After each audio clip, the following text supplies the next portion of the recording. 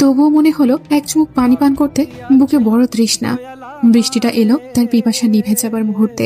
ততক্ষণে মৃত্যুকে জয়ামির জড়িয়ে ধরেছে আষ্টে পৃষ্ঠে। আর সে এবার ছাড়বে না। বহু প্রতারণা মৃত্যু করেছে তার সঙ্গে, এবার আর নয়। তার 21 বছরের সাধনা, তার ছোট্ট বয়সের প্রেম, বৃষ্টির ঠান্ডা ফোঁটা জয়ের ভেতরে সব আগুন নিভিয়ে জয়কে ঘুম পাড়িয়ে দিল। এই ঘুম ভাঙবে না। ওই তো দূর মসজিদের মিনারে ফজরের আজান শোনা যাচ্ছে। একটু পরই সকাল হবে, তবুও জয় উঠবে না। অবশ্য জয়ের সকালে ঘুম থেকে ওঠার অভ্যেস কি আছে নাকি? সে ওঠে দুপুরে অথবা বিকেলে।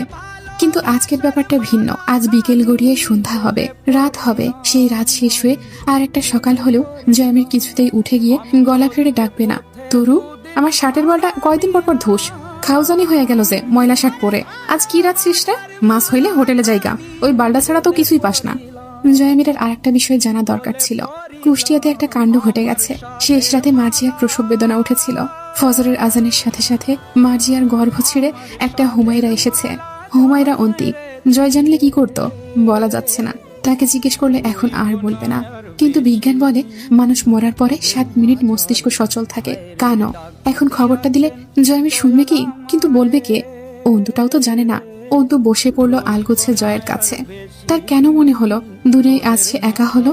শেষ হাতটাও এই তো এইখানে তার হাত ছেড়ে পালালো।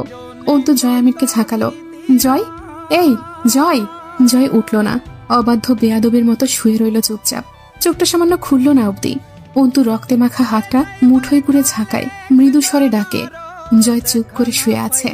অন্তুর বিশ্বাস হচ্ছে না। সে বোকা না। এটা হয় নাকি? জয়ামির আর নেই, এটা বিশ্বাস করা যায়? সে আর ডাকবে না, হাসবে না বেহায়ার মতন। অন্যদিন হলে এখনই উঠে 2-4টা গালিয়ে দিয়ে স্বভাব সুলভ ভঙ্গিতে হেসে উঠত। হাসবে না? হাসবে না নাকি আর? চেনের লকেটটা বুকের উপর পড়ে আছে। জোরে বৃষ্টি আসছে। জয়ের রক্ত ধুয়ে চুয়ে যাচ্ছে। সে উঠে হাসছে না। বুলেট গেঁথে থাকায় যে ব্যথা, সেই ব্যথাকে দুটো গালিও দিচ্ছে না। লোকটার ধৈর্য বেড়েছে। বুকের আগুন যে নিভে গেছে তাই। সেই তারিখটা 17 জুলাই 2015 খ্রিস্টাব্দ। তারিখটা আন্তর্জাতিক ন্যায় বিচারের দিবস। সেদিন জয়ামির ন্যায় বিচার পেল নাকি দুনিয়াকে দিয়ে গেল বলা মুশকিল। মেহজাবিন উঠে শাড়ির উপর একটা সাদা সুতির ওড়না জড়িয়ে অজু করে এসে নামাজে দাঁড়ালো। ততটুকু সময় ক্যাথরিন পেলেন নিজেকে সামলানোর। 48 বছর বর্ষিয়া নারী ছিলেন তিনি। ঘর সংসার ত্যাগ করেছেন কয়েক যুগ আগে। মানব সেবায় নিয়োজিত করেছেন তুচ্ছ জীবনখানা। বিলাসিতার রং তার জীবনে নেই। রোজ তিনি বাইবেল পাঠ করবার সময় অহিংসাকে পালন করেন ভেতরে। অথচ আজ এক হিংস্র পাপিষ্ঠের জন্য তার চোখে পানি। একে ঈশ্বরের কাছে পাপ বলে বিবেচিত হবে? তিনি মেহজাবিনকে দেখলেন। মেয়েটি তাকে মাদাম বলে সম্বোধন করে। উচিত নয়, তাকে ডাকতে হবে সিস্টার বলে। কিন্তু তিনি কিছু বলেননি। এক অদৃশ্য টান তৈরি হয়েছে মেয়েটার উপর। তার ইচ্ছে তৈরি হয়েছে বাকিটা জীবন মেয়েটির সঙ্গে পরিচয় রাখার। ভেতরে অসংখ্য প্রশ্ন জমেছে। মেহজাবিন কেন মারা গেল না? তার তো জীবনের প্রতি তৃষ্ণা নেই, কিন্তু প্রতিশ্রুতির ওপর ভক্তি আছে অসীম। নয়তো একটি অসহায় নারীর মিছিল কাঁধে বয়ে নিতে নিজের নষ্ট জীবন কেউ বহাল রাখে না। মেহজাবিন মার্জিয়াকে কথা দিয়েছিল, মার্জিয়া ও তার বাচ্চার এই জীবনের দায় সে বয়ে দেবে। সেই প্রতিশ্রুতি রক্ষার্থে মেহজাবিন এক জীবন উৎসর্গ করেছে। কিন্তু শুধু তা না হলে মানা যেত।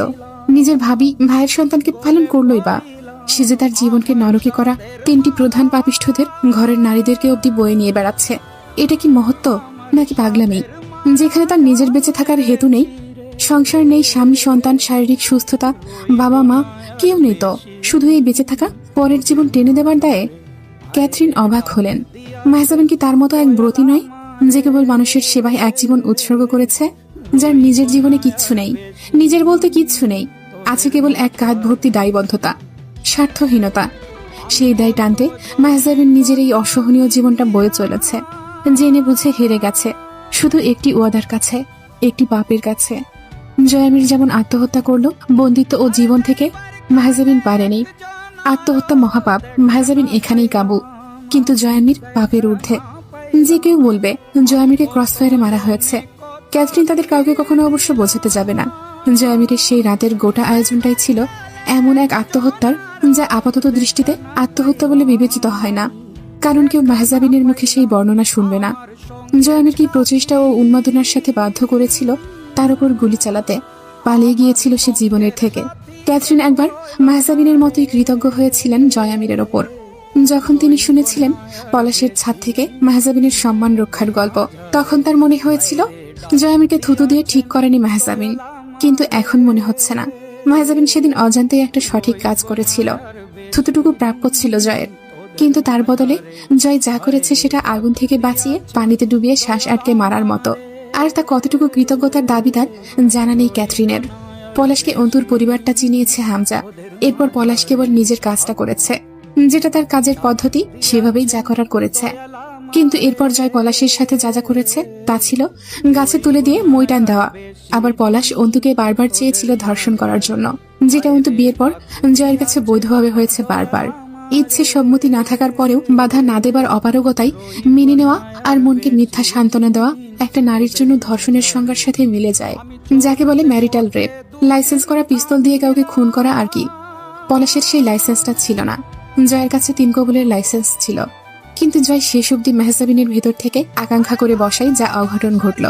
এই গোটাটার পেছনে একটি মূল ঘটনা দায়ী, বড় ভাইদের ওপর অন্তিকের অবাধ্যতা এবং তার জের ধরে আবার অন্তুর অন্যায় মেনে না নেওয়ার প্রবণতা। মিস ক্যাথরিন ভেবে ক্লান্ত হয়ে উঠলেন। মেহজাবিনকে দেখলেন। মেহজাবিন শান্ত চিত্তে তার রবের সামনে নিজেকে সমর্পণ করেছে। এক একটি সেজদা লম্বা, তার স্নিগ্ধ গম্ভীর চাপা বিষাদে মাখা মুখখানা, অজুর পানি ছিটকে লেগে আছে মুখটাই। নারীর সহ্য ক্ষমতার মাত্রা কতটুকু। পাশের ঘর থেকে শিশুকন্যার কান্নার আওয়াজ এলো সামান্য। মার্জিয়া দুটো চাপা ধমকে চুপ করালো মেয়েটিকে। মেহজাবিন নামাজ শেষ করে উঠলে ক্যাথরিনের একটা গুরুত্বপূর্ণ প্রশ্ন মনে পড়ল। মেহজাবিন, অন্তিকের মেয়ের নাম কি হুমায়রা রাখা হয়েছে? আরিবা, আরিবা মুমতাহিনা। বলতে বলতে মেহজাবিন সোফায় বসলো। আমি রেখেছি নাম। মিস ক্যাথরিন বললেন, খুব সুন্দর নাম। এরপর তিনি আনমনা হলেন। জিজ্ঞেস করার সাহস পেলেন না, জয়মিরের কাঙ্ক্ষিত নামটি রাখেননি? পিতার খুনি সন্তানের নাম ঠিক করতে পারে না? মার্জিয়া তা বরদাস্ত করবে না। যে সন্তানকে গর্ভে নিয়ে সে বিধবা হয়েছে, সেই সন্তানের নাম তার স্বামীর খুনি রাখবে? প্রশ্নই ওঠে না তো। নামটা জয়ামির উচ্চারণ করেছিল বলে মার্জিয়া 4 অক্ষরের সেই নামটিকেও ঘৃণা করে। জানো মেহজাবিন, আমাদের ক্যাথলিক খ্রিস্ট শাখার ভিত্তি হলো ট্রিনিটি, অর্থাৎ ত্রিত্ববাদ, father, son and holy spirit. আমি কি তোমার প্রতীকী অর্থে তোমার অবরুদ্ধ নিষিদ্ধকে পিতা, পুত্র ও পবিত্র আত্মার প্রবাহ ধরে নিতে পারি? মেহজাবিন মাথা নাড়ে। পবিত্র আত্মাকে মাদাম? যদি আপনি আমাকে নির্দেশ করেন তো আমি বাধা চাইছি। আপনি যা বললেন তা আমার ধর্মমতে শিরক, কিন্তু আপনি যখন প্রতীকী অর্থ ধরেছেন, সেক্ষেত্রে জয়ামির ও তার সন্তান যদি পিতা পুত্র হয়, পবিত্র আত্মাটার স্থানটি আমার জন্য ফাঁকা থাকে। অথচ আমি পাপিষ্ঠা। কি পাপ করেছ? আমি এই হাতে মানুষ খুন করেছি, অথচ কারাবরণ করিনি। আমি অ্যাডভোকেট হতে যাচ্ছি, অথচ নিজের বিরুদ্ধে প্রসিকিউশনে যাবার পরিকল্পনা রাখিনি। সবাই শাস্তি পেয়েছে, শুধু আমি বাদে। মাদাম বললেন, অথচ আমি দেখছি তুমি ছাড়া আর কেউ শাস্তিই পায়নি। An internal punishment has been given to you. কথাটা মনে মনে বলে ক্যাথরিন আলতো হাসলেন। একটা প্রশ্নের উত্তর দাও, প্রাণী হত্যা পাপ হওয়ার পরেও কিভাবে প্রাণী হত্যা বৈধ হতে পারে? মেহজাবিন বলল, হিংস্র ক্ষতিকর প্রাণী হত্যা বৈধ। আমি তো ভেবেছিলাম এটা তুমি জানোই না, মূর্খ মেয়ে। কোন ধর্মের কাছে যাবে তুমি?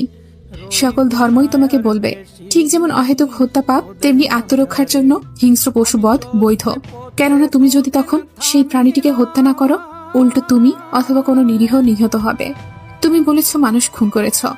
শিক্ষিত মেয়ে হয়ে এত বড় ভুল কথা কেন? মানুষের সংজ্ঞা জানো তুমি? যে মানুষ অপর একটি মানুষের জন্য ক্ষতিকর, সে মানসিকতাহীন প্রাণী, যাকে সাধারণ ভাষায় জানোয়ার বা পশু বলা হয়। তুমি যে অবস্থানে দাঁড়িয়ে খুন করেছ, তা না করলে বরং তুমি পাপী হতে পারতে। কিন্তু খুন তো খুন মাদাম। আমি আগামীতে যখন কোনো খুনি আসামির বিরুদ্ধে আদালতে দাঁড়াবো, আমার মনে পড়বে তারই মতো একটি পাপী আমার ভেতরেও আছে। আমি কেন আজ কাঠগড়ায় না দাঁড়িয়ে আইনজীবীর স্থানে? মিস ক্যাথরিন একটু হাসল।